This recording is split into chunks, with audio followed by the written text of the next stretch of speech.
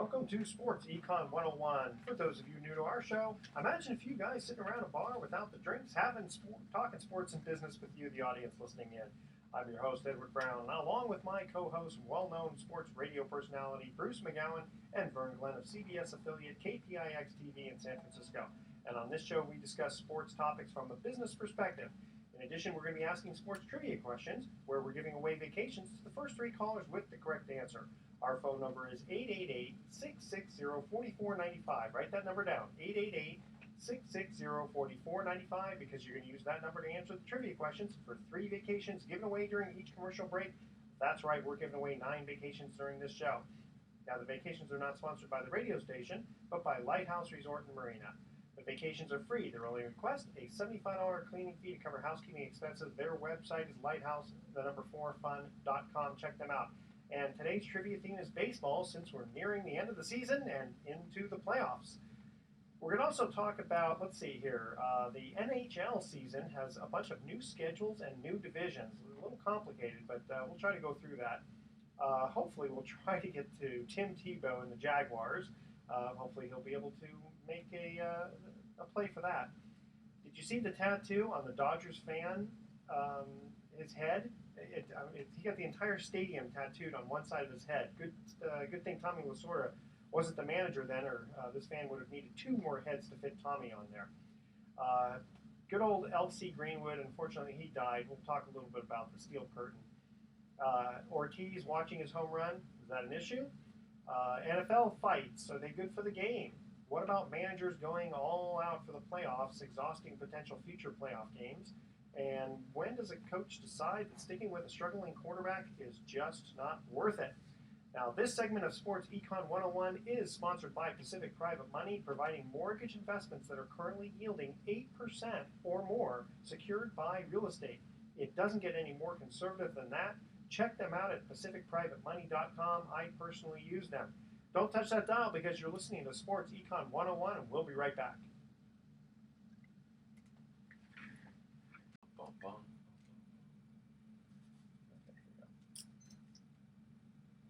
Welcome back to Sports Econ 101. I'm Edward Brown, your host, along with Vern Glenn. What's up, America?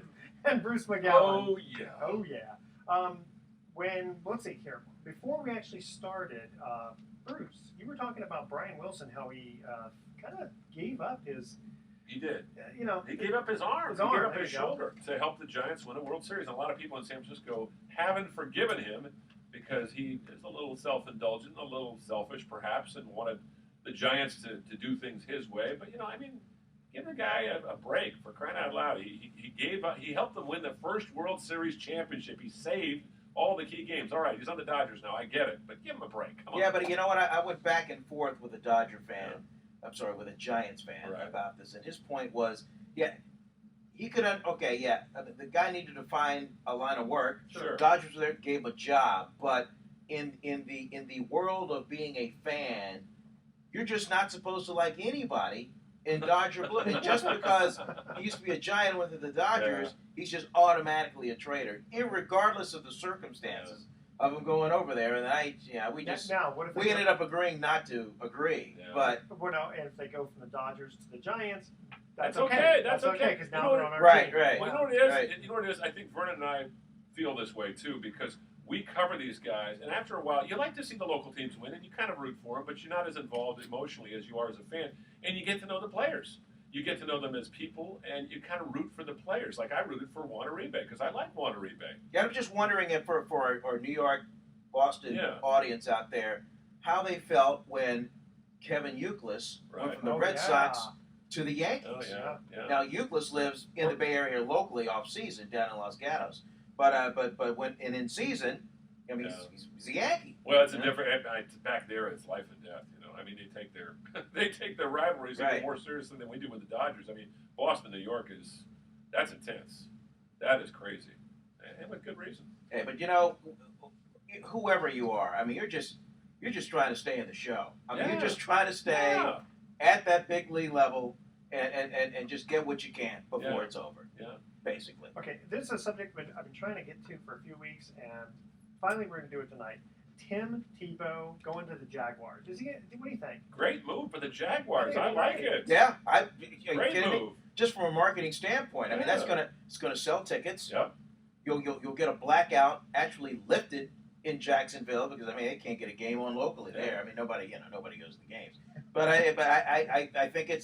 think it's a win-win. Why not? Hey, listen, the guy showed some great potential. I mean, At the Denver? running Oh, at yeah. Denver and Oh, yeah. against the Raiders. I remember against the Raiders, he had a couple of runs that were just, stunning. I mean, the guy's a great athlete. Yeah, He's playoff like, game a couple Yeah. years ago. In Exactly. this world of the NFL, for now, it's all about the read option and the running quarterback Yep. and doing multiple things. I mean, they can't all be Peyton Manning. no. And So- he's a big boy. Yeah, he yeah. is. He run with the best of them. Big and he's young.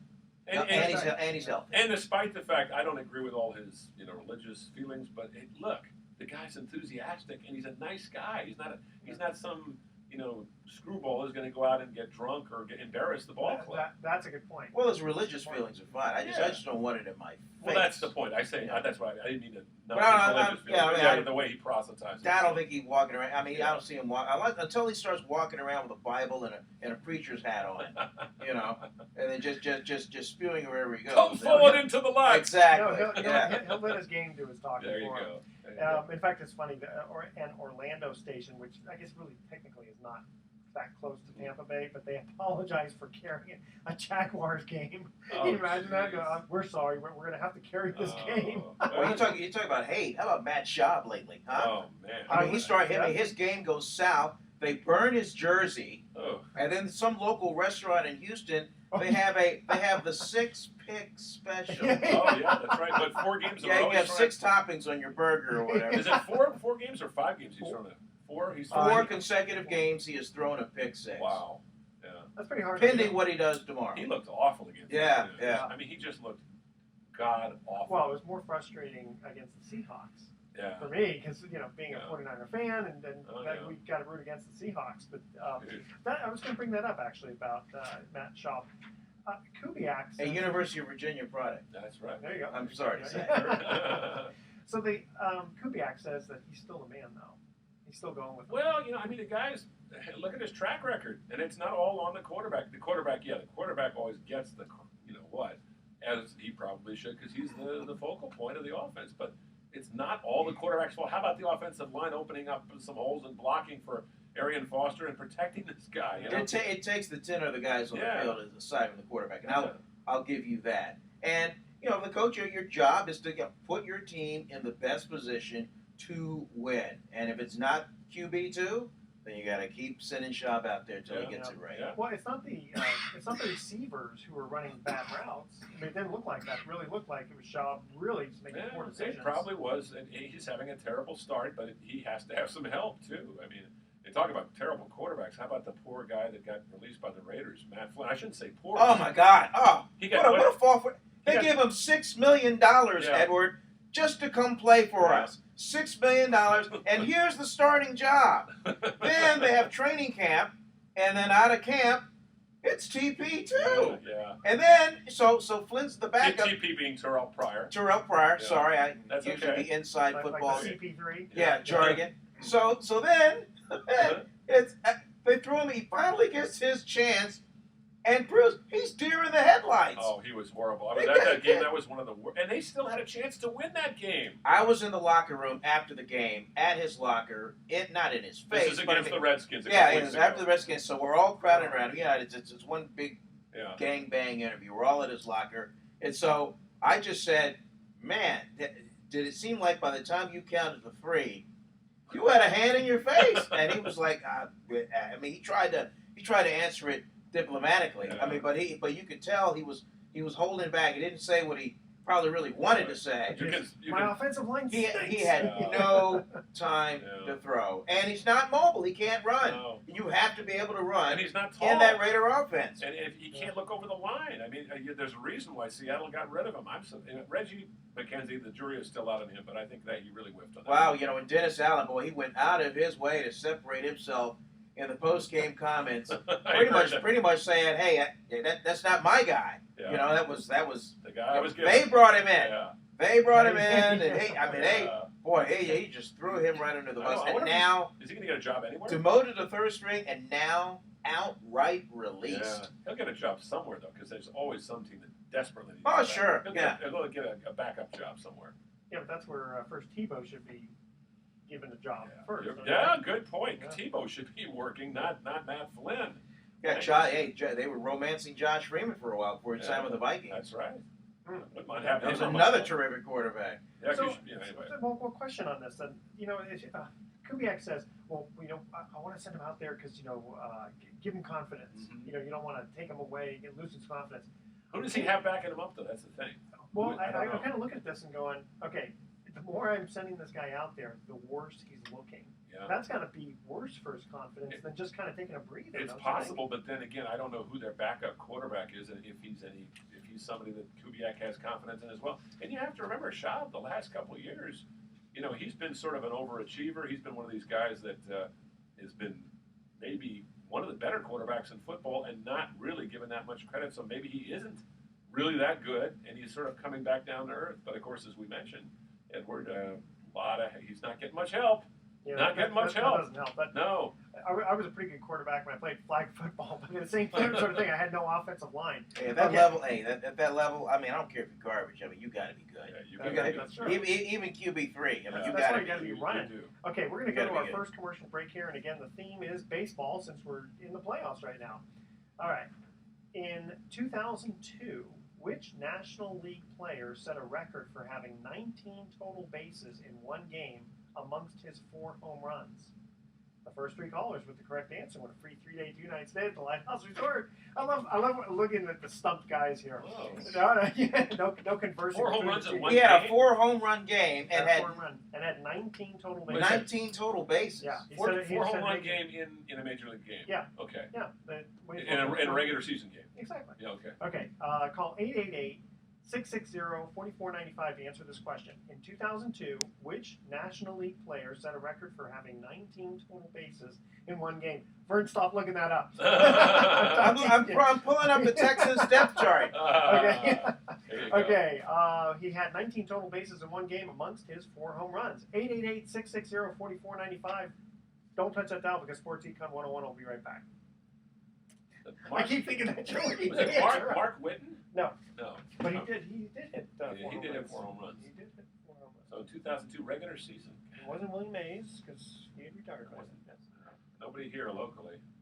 And it happened in 2002. Yeah, I'm stumped. I'm sure as soon as I hear it, I'll know. Yeah. But I'm stumped. 4 homer game in 19. Wow.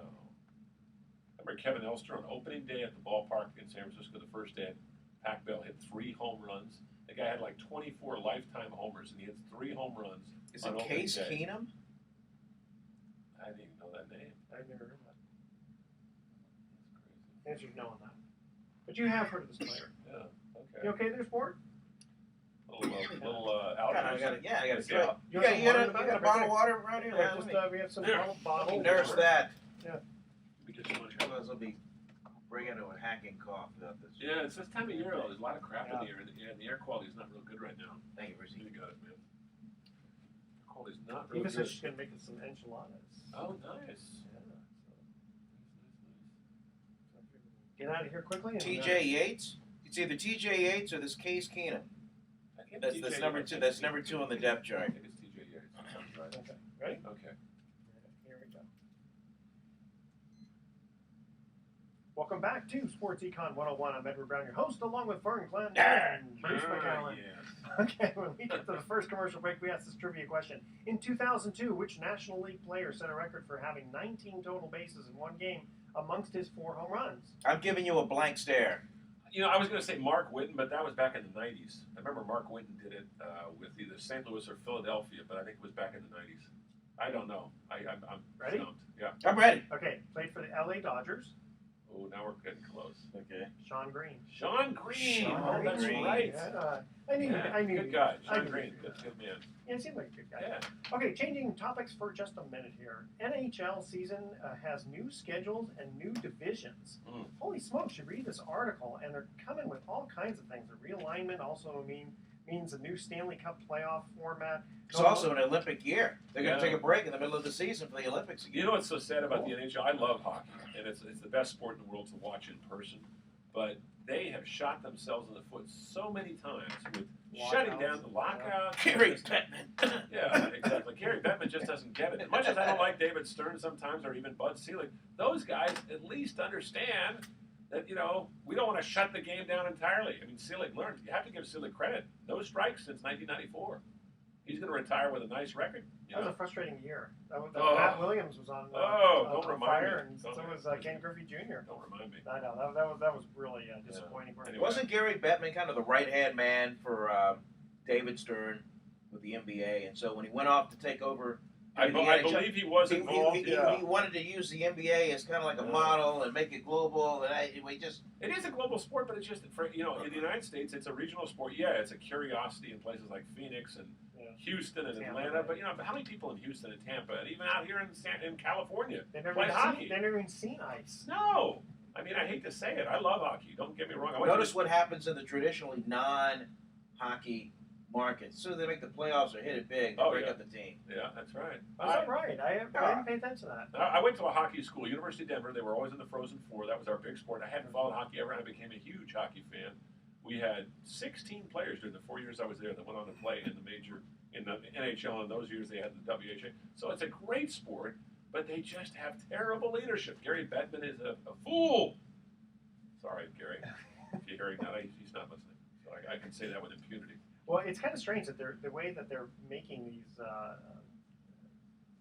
conference teams, because the Detroit Red Wings and the Blue Jackets no longer are in the Western Conference, but the Winnipeg Jets are. The 4 divisions, not 6. I mean, it's got to be all about money. Yeah. Right? Oh yeah. It is. Well, teams back east. The thing is, they're not making enough money off the television contract, and they're paying the same kind of salaries that the NBA players are getting. Maybe not quite as high. Not as high, but they, these teams can't, and it's really sad because a lot of the people who work in the front offices get cut. I remember the San Jose Sharks, one of the most successful franchises in the NHL. They had to cut a whole bunch of their people, office staff, and some really good people in the front office, some longtime PR people, because of the strike that blew the season up a few years ago. It was really ridiculous. Okay. Well, they were saying in this article here that the changes did accomplish one thing the owners wanted. No division game is more than one time zone away. Because it's too much with the travel. Yeah, the travels. That makes sense. It says here the goal, according to one former NHL governor, has less to do with the hours spent on the charter jet than setting games into primetime TV slots that deliver higher ratings and increased revenue, regular season and playoffs. So good luck. It all comes back down to the money. Good luck with that because it's like I said, great sport to watch in person. Vernon will agree with me there, but to watch on television, it's just unless you're a hockey fan, it just doesn't translate. Doesn't translate. Does not translate. I will tell you that the energy at an NHL playoff game, it is electric. It's great, just a regular season game if you get a good crowd. But you chills. Yeah, but you watch on TV. Okay, continuing on with the NHL. What about the fights? Do you think they're good? Part of the game. Part of the game. Part of the game. Yeah. Gotta let them go. Part of the game. In Europe, it's a different story. They play with a more finesse style. But it's North America. Canadians and Americans, they love to scrap. It's always been a part of the game. Remember the old movie? What was it? Slapshot with Paul Newman? Yep, love that. And the Hanson brothers. Yeah. There's all kinds of things that we don't see when you're watching on TV. Yeah. That's happening that gets these guys agitated. Yeah. I mean, the only thing I get just for the listener out there, just imagine somebody like next to you. Kind of in a closed condition, and then they just rub up against your shoulder for like an hour, just bump you. Boards. Well, they're flying up the ice down at 30 miles an hour, 20 miles an hour with sticks, and there's a hard puck, and they're smashing each other on the boards. I mean, it's natural they're gonna fight. God, that sounds like a violent sport. Yes, get off me, man! Get off me! I think that's what a lot of people like about it. Not so much the fights, but just the quick, exciting. Sudden nature of how things can change in hockey. It's spectacular. I think it's more interesting for the fans because personally I'm not a hockey fan. Yeah. But go to a game though. Well, I went to one game and I couldn't believe when I saw a bunch of guys come on the ice. I didn't realize that they interchanged. Oh yeah. During the game. Line changes. They're constantly going. But they don't show that too much on TV. No, they don't. Right, because that's not what the action is.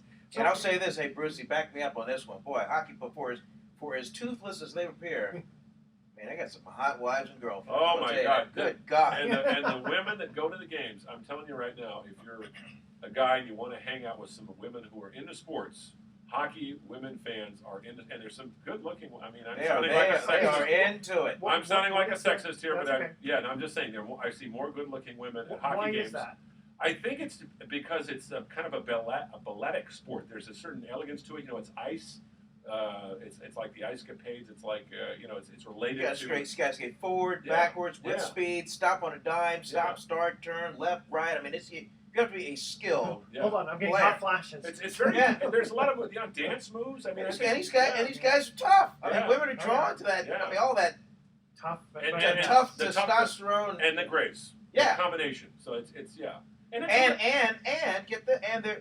these are big tough guys. Yeah. Off the ice, as gentle as you can be. Really? Unbelievable. Guys. Yeah, they party. A lot of them party, but the nicest athletes. Wouldn't you say, Vernon, team sports to deal with? Of the big four, those guys. I mean, they recognize that no one is bigger than the sport itself. I've run into one. It is unbelievable. Yeah, I've run into one or two pro hockey players over the years that were kind of rude, and one guy later apologized to me for being rude the next night. Because he said, I didn't mean to yell at you last night, but it was just, I was having a tough time. Why do you think that is in that sport, Chris? I think it's just the name. I think it's that so many of them are from Canada, and so many of them are from small towns. And so, in hockey, I get off on a tangent here, but hockey requires the parents to be involved. Usually, not all the kids. I'm sure there are lots of kids that come from some rough homes too, but usually the parents are around them a lot. It's more of a communal thing. It costs a lot of money to go down to the hockey rink and buy all the equipment and spend the time. It's a commitment. You got to make a commitment to your kid, and the other sports are not so much. Somebody's got to wash that gear. Have you smelled that stuff after? Oh man! And find the ice time. Find the ice time. The smell is so stinky it can stand up on its own. But I mean, to find an ice rink that's available, and you get an ice time at like 5 in the morning, sometimes 11 at night. It's crazy. We've talked. My daughter plays softball, and she's pretty good. But we've talked about doing like a travel team. The commitment is it's amazing. Crazy. It is crazy. I don't have the time to put into that. What do you mean you don't have the time? Make the time. Make the time, Edward. I will make the time to go to all of her games. Good. That's good. And I'll even help coach if they need it and stuff like that because I know enough about the game. But all this stuff about like traveling, 100 miles for one game, I know. it just gets a little bit. Now you're a good dad. Thank you very much. Yes. I keep telling him, I hope my daughter's listening. You hear that? Someone said I'm a good dad. Okay, just a quick little thing here. Did you see the tattoo on the Dodgers fan's head? Did you see that? No. They had a little thing. This guy had the entire stadium tattooed on one side of his Chavez Ravine. Yeah. Oh my God. Wow. Now, it's a good thing that Tommy Lasorda wasn't the manager at the time. Otherwise, he'd need a second head to kind of fit Tommy in there. There you go. I'm surprised you didn't see that. No. God, that's got to hurt. Imagine that. How long did he have to stand there in front of that? I couldn't do it in one session. No. It probably took at least a couple of sessions. I have a building. And a lot of whiskey. Yeah. I have a building that's live work, and there's a guy in there who is a tattoo artist, and he was telling me he was tattooing the entire Darth Vader on this guy's back. I said, he showed me a picture ahead of time what it was going to look like. I said, how long is that going to take you? I said, about 3 months. Wow. It takes a long time. Oh my God. It's a long time. Wow. Speaking of the Dodgers, because we were doing that, that reminds me of a story that I can't tell on the air. Okay. Oh, great! I cannot. What was later? Can you keep just it between friends? Well, it's got to do with the 49ers, Chargers Super Bowl in Miami, and a Dolphin. Oh. That's about all I can. That helps. Went back about 20 years. In a car sales and a female car salesman. Oh. That's we'll definitely off the air. I want to hear about the Dolphins and the female car salesman. Oh my gosh, that sounds kind of risque to me. And it was good old I was going to say Jose Uribe. Juan Uribe. Juan Uribe. I like Juan Uribe. I mean, he's earlier in the week he smacks the home run, gets him in. Juan Uribe had some big moments for the Giants. He had some big moments for the White Sox, and now he's slugging the big hits for the Dodgers. It's great. He's a good guy. He's a good guy. You know what's a cool sight? After the Dodgers, closed it out. Magic Johnson in a huge Dodger windbreaker. God, I can't imagine triple X. It had to be at least. Yeah. But, I mean, He's a big fella. But he was the guy. He's the face of the ownership Yeah. group. Oh, yeah. And Magic, hey, listen, Magic, I got to cover him back in the day when I was up in Seattle when the Lakers and Sonics had a great rivalry.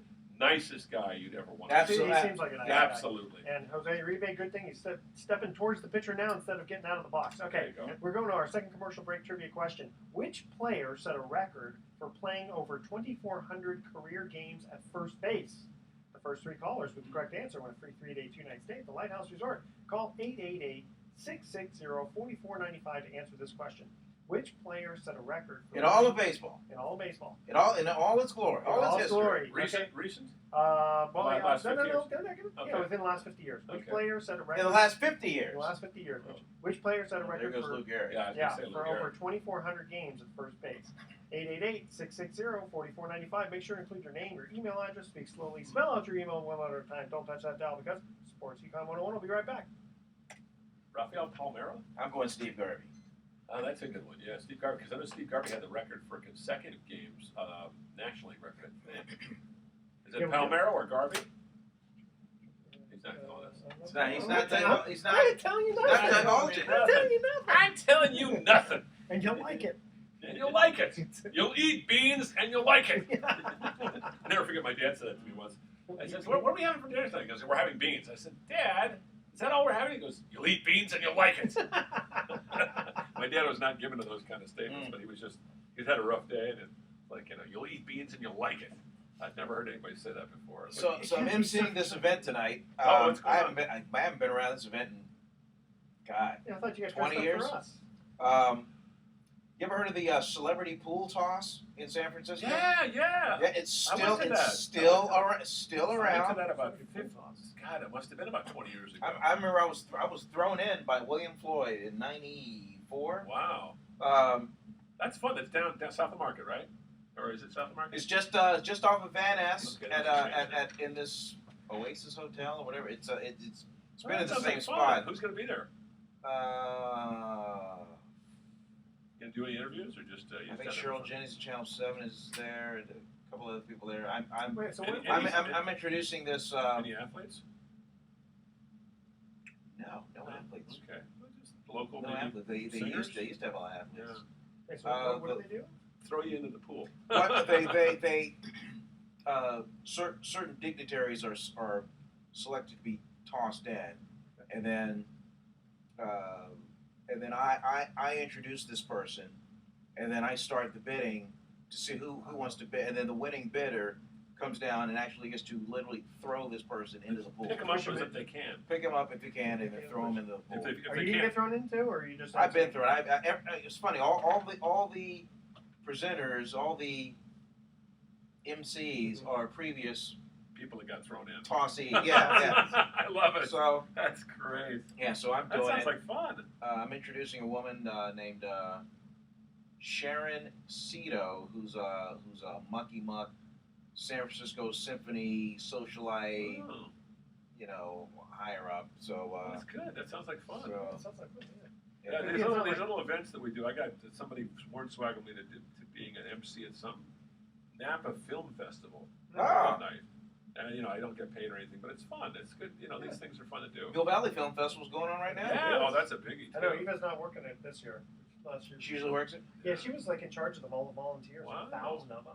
That's a 2 fun years one. ago. That's a good one. One Yeah. of the better ones. Yeah. It is. All right. All right. You ready? Oh, boy. There we go. All right. Okay. How about 3-0 A's? I Damn. know. Very nice. Jed Lowry, the Stanford product. Yeah. No, we gotta get out of here. So that Hit we a can- home run? Yeah. Love it. Here we go. Welcome back to Sports Econ 101. I'm Edward Brown, your host, along with Vern Glenn and Bruce McGowan. Well, you guys don't sound too happy.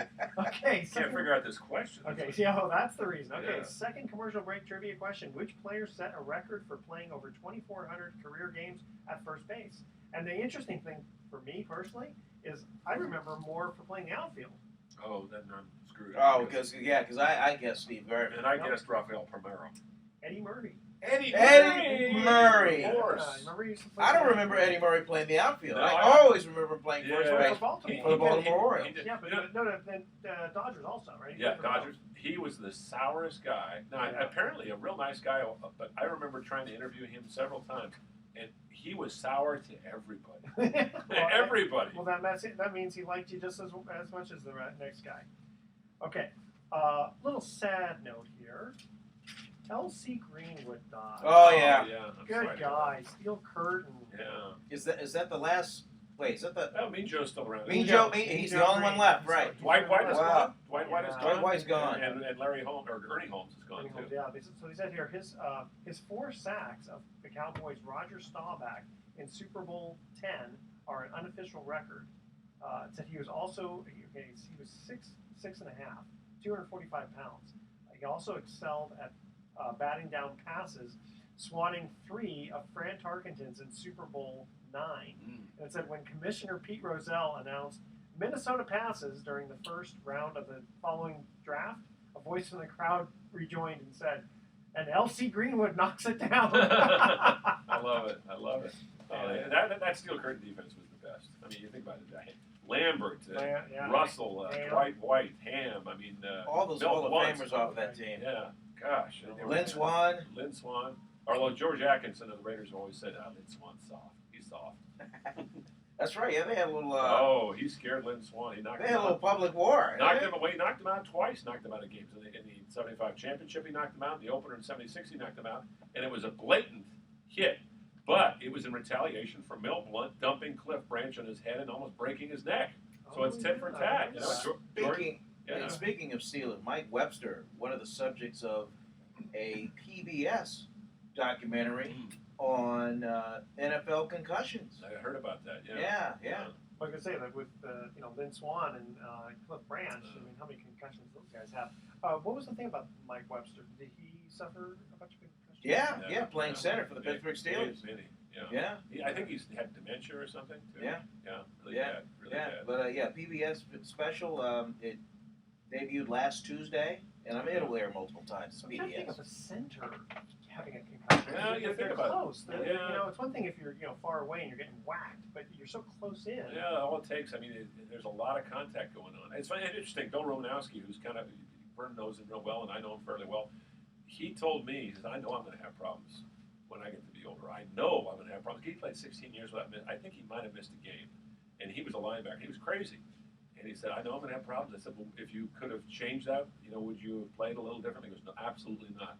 He said, I would do everything the same. He says, I know I'm going to be in my 50s. I'm going to be forgetting things. And because he said he had 12 concussions or something. Toward the end, he spent, he says, a couple $100,000 a year just to keep his body in shape. Yeah. He's an amazing, he's kind of crazy, but he's an amazing athlete. This guy, works out like a fiend. And I know that everybody said, oh, yeah, he had that little pharmaceutical thing they carried around. But, as far as I can tell, the guy was on the up and up. He just had a kind of an oddball personality that turned some people off. I liked Romo. Well, spitting in that guy's face. Remember the little pill box he would walk around with?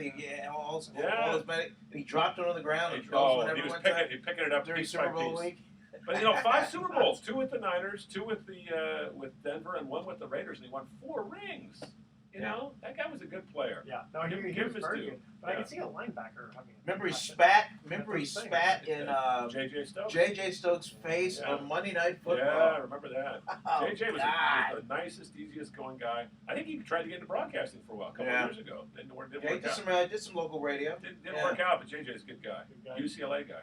Okay, a couple of quick other baseball things here. What about managers going all out in the playoffs early, exhausting the potential for future games? So, Clayton Kershaw, right? Pitching him on 2 days rest. Yeah, 3 exactly. 3 days rest. Yeah. Now, but They Mattingly said, "Hey, I'm not fooling around. That's right. I'm ending it. I'm at home. Yeah. I'm ending it right I now." want to go back to Atlanta. And he got away with it. Yeah. I totally agree with that. I do too. Sometimes say, well, you can't play for for the future games, but those future games may never happen. Well, this is the whole thing that bothered me about them pulling what's his face, Steven Strasburg out last year. If they didn't pull him out, they would have won. They shut him down. And then you got a fresh Ricky Nolasco to use Yeah. in the next For round. the Dodgers, yeah. But I mean, think about it. Washington had, if they had Strasburg available last year, and now look at them. They sucked this year. Yeah. Washington did. There's no guarantee you're going to win the next year. I mean, I realize you're saving him. Yeah, you don't want to ruin his career, but the whole purpose is to win now, and that's, I hate to say it, that's just the way it is. Yeah. You know, No, win now. Totally agree. Yeah. Okay, so also kind of going still with baseball here. Remember Ortiz watching his home run? So what's the big deal? Okay, I mean, it kind of looks like he's trying to decide, okay, is it fair or foul? If it's foul, I mean, he's a big guy. He doesn't want to run around. Most hitters, when they get one, they know it. Yeah. They know it. They They want to watch it go out. Well, the first guy to do it was Reggie, and Reggie was the classic hot dog. But sometimes Reggie could get away with it. Yeah, Reggie could get away. The thing is, all right, I understand it if it's a home run that's like in a 10-1 game or something. But if it's a big home run at a big moment, why not enjoy it? Why can't ball players show a little emotion at the appropriate times? They do it in basketball and football and hockey. Why aren't they allowed to in baseball? Sure. And then the thing is, he's not like specifically pointing at the pitcher like you suck. He's just going, man, look what I just did, and his team. I think that's why. I like it. Well, I think that's why they have all these huge celebrations after the games now, because they're so excited and so all that emotion. Gotta let it out. Gotta let it out. Absolutely. Yeah. I mean, I was reading some comments on this one. And it said, boxers stand over their beaten opponents, right? Yeah. They're supposed to go to the corner for the standing Yeah, game. they are. Yeah. Well, you remember Ali when he stood over Sonny Liston, he says, "Get up, get up, get up." That was the famous Phantom Punch fight in Maine that Sonny Liston never. Was that the What's My Name bout? Remember he wouldn't. No, that was. Wouldn't call him Muhammad Ali. That was Floyd Patterson. Oh yeah. Floyd Patterson. Yeah. What's my name? Cassius Clay. Cassius Clay. Boom. What's my name? Okay, so MMA fighters jump around rejoicing, right? Hockey players pump their fist as well as putting them in their opponent's face. Football players dance in the end zone after a good play, and baseball players more like babies than babies. I thought that was kind of funny. So the guy to watch, what a big deal. Pitchers target hitters, often hitting them, and they also pump their fists when they win a duel. So what's the problem? Dennis Eckersley, when he'd pump his fist, he'd have that famous little fist pump. Mm-hmm. I remember, who was it, John Lackey shut the A's down in Game 5 of the ALDS back in 2003. And Miguel Tejada was so upset. That was his last game as a Oh, I remember. Gosh, remember? And we went into the locker room. Oh, and he was like, should have seen it. He gonna pay! And Billy, being the general manager, literally had to take Miguel Tejada. Why are you doing that? You're in front of my kids. In front of my kids, you disrespect me. Oh, yeah. Oh, man. Oh. His kids are what, 2 years old? Billy Bean the general manager, had to take him out of there and calm him down because the media was writing and they were scribbling away. Hey, we got a story here. Oh yeah, our cameras were rolling. Oh, He was just he just gonna went on a rant. You gonna pay? Because that is emotionally devastating for a 3-year-old. He's going to remember that. Daddy gets struck. It'll be a great show. It'll be a great show. We should do a set. We should grab like 10 famous clips where coaches play just blow up, and we just comment and just play them. Yeah. I loved Howard Cosell when he blew up on the air. He was recording. This wasn't live. Somebody put in a commercial right in the middle of his commentary. And he goes, I just got interrupted by a Solar King commercial. Who's back? I don't have these problems in television. What is going on? I'm going to call the president of the radio network. Remember when Chris Berman went off? Oh, that's right. And he was on satellite TV, so not everybody saw it. I remember. It was during a break, and he was trying to record. Oh my God! What did he go off on? So there was some technical problem or something. No, he was trying to record something real quick, and a bunch of people were like running back and forth in front of him, and were distracting him. Yeah, and he got. He's an intense guy. Get pissed. You ever talk to Chris? He's a big all guy. the time. Great guy. I mean, I really like him. He seems pretty easygoing. He is easygoing. Well, let me ask you, Vern, because you're in the media. You got television cameras on you all the time. Hot dogs. Kind of coming around, trying to get in the camera, doing all this kind of crazy stuff. Oh yeah, live shots happens all the time. In fact, we have all kinds of contingency plans. When I was with my previous employer, KRON, the former NBC affiliate here in the Bay Area, it costs extra money to pay for a 7-second delay. It's just good, and that's in case somebody comes up and lifts their shirt, says one of the 7 words you can't say, whatever. Somebody in control room gives them time to hit the bleep button or whatever so it doesn't make the air. Well, that costs a lot of money. Doesn't cost a lot in radio. Yeah. Well, Cron decided not to spend that money, and they've actually been burned a few times by people, saying something. The FCC is watching. Yeah. They're watching Oh, yeah. everything. Are they really though? I get the feeling the FCC is kind of toothless these days though, because I hear some stuff on the radio that I never would have heard 20 years ago, or even 10 years ago. Well, I think sometimes they just morality changes. Yeah, that's right? true. You could say the word "damn" before. There's about 5 words you can't say, and I won't say them. Yeah, right. I actually, it's funny. We had one. I remember this. We had an attorney on the show, and without thinking, he said one of the big ones. Oh. And I remember going, "Oh, brother, I couldn't figure out how to do it here." So I told the station. I said, "When you play that," and I looked right away. In post-production, that's you it. have to take that out. I said in the first segment, about 3 minutes in, listen for it and bleep it out. Right. That's going to happen. Good thing. Okay. Yeah. Any last baseball before we go to our commercial break? I like the Red Sox to win it all. I really do. Really? As much as I love to see the A's win it, I'd like the Red Sox to do it this year. I think Dodgers might just do it. Yeah, the pitching, but there's something about the Red Sox, and I may be totally off base. I probably am, but I just, they have something going that's special this year. Sure, the Dodgers do, the A's do, but I just think that the Red Sox, this is their year again. Well, if I have my Econ 101 corporate hat on, I want the Dodgers and I want the Red Sox in that World Series. Really? Yeah, I want those two. When's the last time they were in? I want because I don't want think ever. I want two big market teams. Yeah, oh, it's great. Yeah. So you don't want Pittsburgh and Oakland. So I can fleece so I can fleece every advertiser out of every copper penny out of their pocket. Please. Yeah. I'd like to see Oakland and Pittsburgh. Wouldn't Bud Selig love that? Pittsburgh and my two God, scrappy cities, two scrappy teams. Yeah. That would be great. It's not going to happen. It's maybe the A's. His last World Series as baseball commissioner. Oh boy. The A's and the Pirates. The A's and the Pirates. I love it. That would be funny. A beautiful ballpark and a toilet. Let's face it. We'll have to go look that up to find out if the Dodgers have ever played the Red Sox. Maybe back in the days when they were in Brooklyn, but I don't think because when they were in Brooklyn, they were not in that many World Series until the 40s, and then it was usually the Yankees. Matter of fact, it was always the Yankees. Well, remember they hadn't been in since 1918, right? No, 1920 actually. They lost to the Cleveland Indians, I believe. Yeah, Cleveland Indians. That was I mean the Red Sox though. Oh, Red Sox. Yeah. Oh yeah. Yes, Oh yes. Go back. Okay. Yeah. Here is our third and final break. Ready? Commercial break. 1969 saw 4 new expansion teams in baseball. Name them. And you got to name the roster for every single one. No, I'm just kidding about that. Okay, the first 3 callers with the correct answer win a free 3-day 2-night stay at the Lighthouse Resort. Call 888. And they're in existence today. Yes, they are. In one form or another, yes. Yeah, in one form or another. Yeah. Okay. Call 888-660-4495 to answer this question. 1969 saw 4 new expansion teams in baseball. Name them. Don't touch that dial because Sports Econ 101 will have some closing comments. Seattle Pilots, Kansas City Royals, San Diego Padres, and the Montreal Expos. There you go. And 2 of them are no longer in those cities. Wow. Very good. Well, Be right back, guys. I was 17, so yeah. that was like the height of my baseball. I tell you, when I was 17 years old, I think I was more into baseball than I ever had been.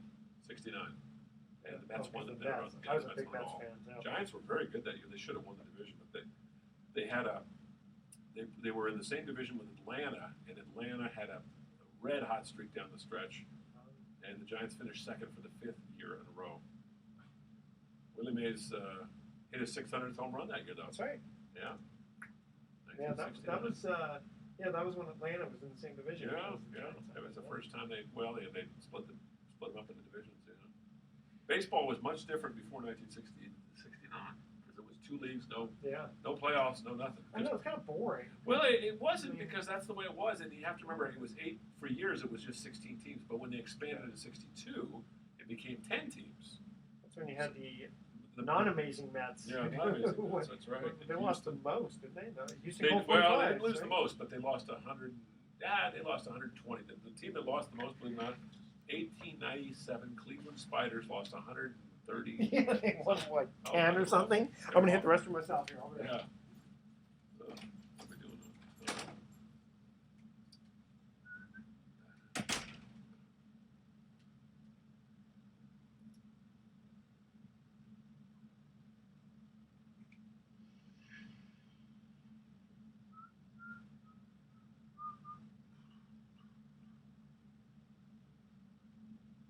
sun explosion to tingles.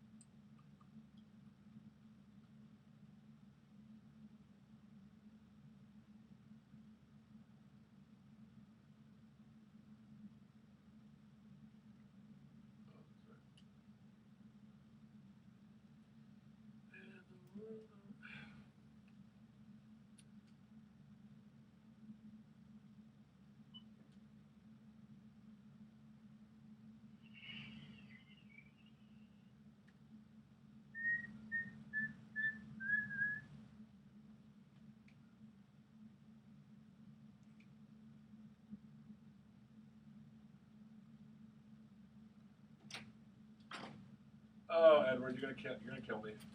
My wife just called. My daughter is in ballet, and I could do the rest of the show, obviously, but she cannot pick her up. I have to pick her up. Okay, what time do you have to pick her up? Well, I have to pick her up at 4:30. It's almost 4 You o'clock. can't have dinner with us. I can't have dinner with you. I'm sorry, man. That's okay. Well, you Yeah, said really- you probably couldn't. That's Yeah, okay. I feel Yelling badly. out something like I just- that. Come on. Well, otherwise she doesn't get picked up, and that's not cool. No, what we should do though is like, when we start getting more heated with the playoffs and World Series, maybe we'll have. Yeah, I'd like to come up definitely. Yeah. Let's do that because I'm not gonna be able to go to any A's games Yeah. from here on in. Okay. Although you heard the happen, Detroit's tied the game. Yeah, tied up. Tied up. It's 3-3 in the sixth inning. Yeah, I think the last I saw. It's still 3-3, Glenn. Vern. Jack. It was 3-3 in the fifth. They tied it up, right? Yeah, Giant Peralta? three-run homer, Giant Peralta. Yeah. Yeah, he is. Well, we may have a fifth. We may have a fifth game after all. Poor Molly. She's 3-3, like, bottom six. whoa, should be good. Okay, let's All right, one last segment. Tight one. Yeah. Last segment. Here we go. Okay, go fast here. Yeah. I was telling. Oh, go ahead. Welcome back to Sports Econ 101. I'm Edward Brown, your host, along with Vern Glenn Hey. and Bruce McGowan. Yes, indeed. Yes, indeed. Okay, here, when we get to the third commercial break, we asked this trivia question. In 1969, that saw 4 new expansion teams in baseball. Name them. San Diego Padres. San Diego Padres, Montreal Expos. Montreal Expos, Kansas City Royals. Kansas City Royals. Seattle Pilots. That is awesome. Well, Now, and then Seattle Pilots moved to Milwaukee, and Yep. Bud Selig became the principal owner. And, of course, Montreal, we all know what happened to them. Jeffrey Loria screwed them over, and they ended up moving to Washington, D.C., and now they're the Washington Nationals. Nationals. Yeah. For some reason, I thought the Seattle Pilots became the Padres. No. The No, Padres, you're Padres right. were an original Were the expansion. Yeah, original yeah. expansion. I remember they played their first game against the Giants at Candlestick. I was there. Ollie Brown, the former Ollie Giant. Brown, Yeah, Ollie yeah. Brown, Nate Colbert. Who's on that team is Dave Campbell, the broadcaster of ESPN. I don't know if he's still working for them. But he was on that team. Yeah, had some good players. Now, the Seattle Pilots lasted, what, one year? 1 year. They played at Six Stadium, and they didn't draw real well, and it was a kind of a bad situation, and the owners were, wanted to get out of there, and they weren't a very good team, and Milwaukee had lost the Braves to Atlanta, Sure. and Milwaukee was a great baseball town, Yeah. but they had had a couple of bad years, and so Bud Selig came along, and I think there's some other people, and they convinced baseball, let's move them back here. And, Seattle was off the beaten path in those days. Well, But Seattle got an expansion team later. Got the Mariners. Yeah, Okay. got the Mariners. Here's our thoughts for the day. Bobby Jones said, competitive golf is played mainly on a 5.5-inch course. The space between your ears. No, hey, Not bad. Good.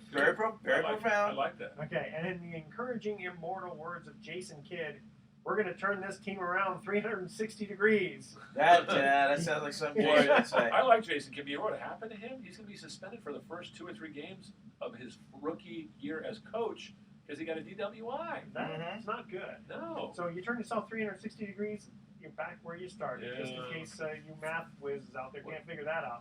So that's good advice. Yeah. Okay, want to thank my co-hosts, Bruce McGowan and Vern Glenn. Tune in next week to Sports Econ 101. Always a pleasure being with you, Edward. Always a pleasure. We're going to be discussing sports topics from a business perspective and giving away more vacations for answering sports trivia questions. Thanks for listening. On behalf of our team, I'm your host, Edward Brown. We'll see you next week. Good night, America. So long. Good show, guys. Okay. I think it's more fun when the Right. 3 of us just do it alone. Yeah, man.